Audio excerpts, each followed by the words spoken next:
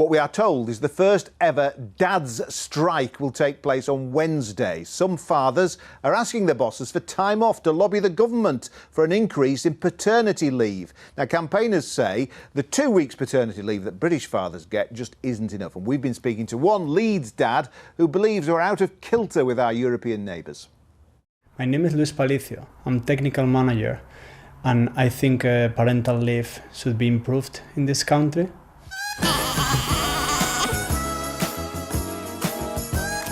When my son was born, a lot of happiness and joy. You have a newborn, but it's a huge change to your life, and then you find yourself being, tired because obviously sleep deprivation and also like taking care of the newborn.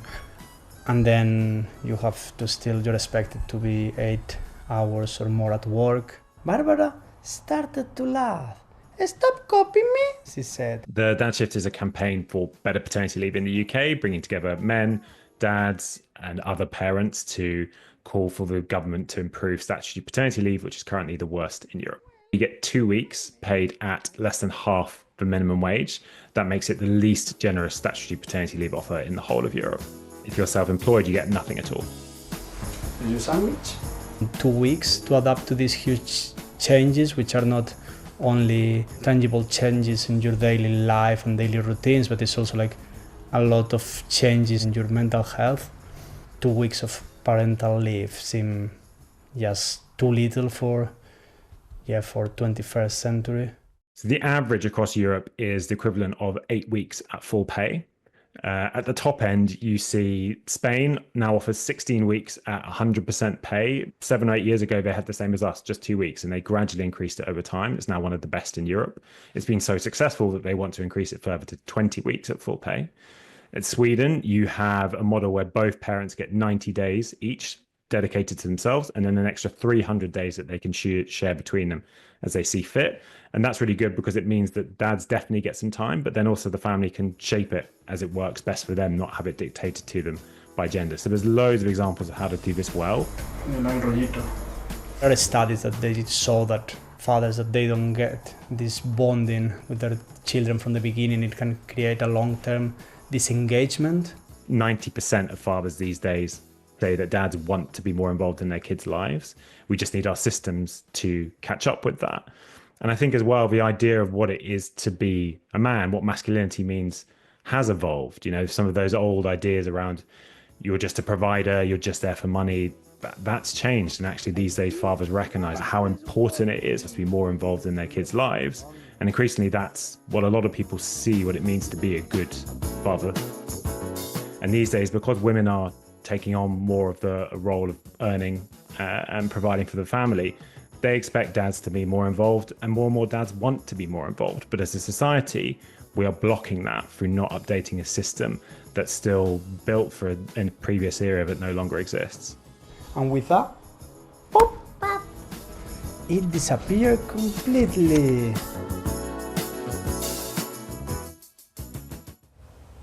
Well, Luke Charters, I know this is something you've been campaigning on. What would you say to some people who say, OK, this is OK for big companies, big organisations and the public sector who can afford to do this, less so for small businesses who can't afford necessarily for some men to go off for long periods? Well, I've met the big companies, you say, like Aviva and Sainsbury's. They've got a generous policy. Even the CBI, they've got a generous paternity leave policy. This is a way about ensuring that your staff are recruited properly. It's a great recruitment incentive, they're retained. But those few weeks at the start of a child's life, Tim, are just so important to form that bond and connection. So as a society, we've got to slowly make our way to enhanced paternity leave to catch up with some of our European neighbours. We spoke to various business organisations on this. The Sheffield Chamber of Commerce got back in touch with us. Now, they said, from a business perspective, we acknowledge that employees who are better supported at home often perform more effectively at work. Policies that encourage work-life balance can boost productivity, increase job satisfaction and reduce burnout. However, we must also recognise that pressures facing many businesses in today's economic climate, inflationary costs, rising wage expectations and supply chain uncertainties are just a few of the challenges that SMEs, which include over 95% of our businesses in Sheffield, are navigating daily. It is now the time to do this. Absolutely. You know, if you look at the role of toxic influencers destroying lives, more than ever we need men and dads to be present in their children's lives right from the start. And I don't think anyone would disagree with that, but it's how affordable it is for many small businesses. That's the issue here, isn't it? the businesses I've spoken to, and look, you've got examples from around the world about how it's driving productivity. I've been in the private sector. I've had benefited from a above statutory minimum paternity leave.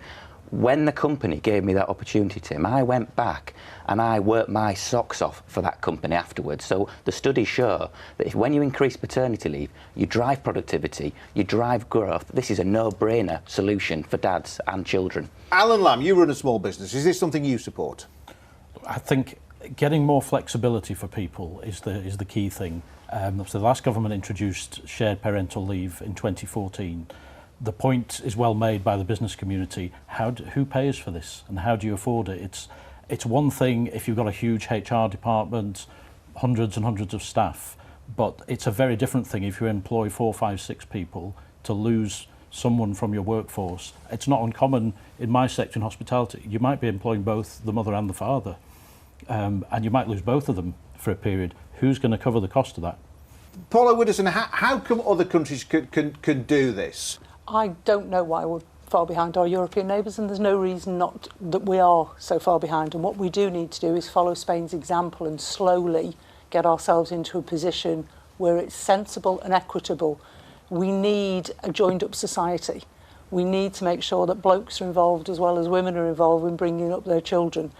There has been a Lib Dem policy for over 7 years now, where what we have said is we want the statutory minimum doubled, so it's not 180 quid for a month. How you're supposed to live on that as if you're not getting paid at all, don't know, but bring it up to 360 and actually bring in 90% of pay for the first month for fathers. That can be paid for because we've done the spending on that. It will cost just over 2 billion across the UK, and it can be paid for from the 36 billion that has not been collected from the taxpayers. But do you take the point about the impact on small businesses? This will be paid centrally. That's why that's how it could come across. Who covers the people there while is they're not at work? £36 billion of tax not being collected by the UK each year. So if we can collect that tax, we can make sure that this 2 billion can be funded. That's how you fund it. But who does the work? While the people aren't there, who does their job? You would have to bring in more people to do that job.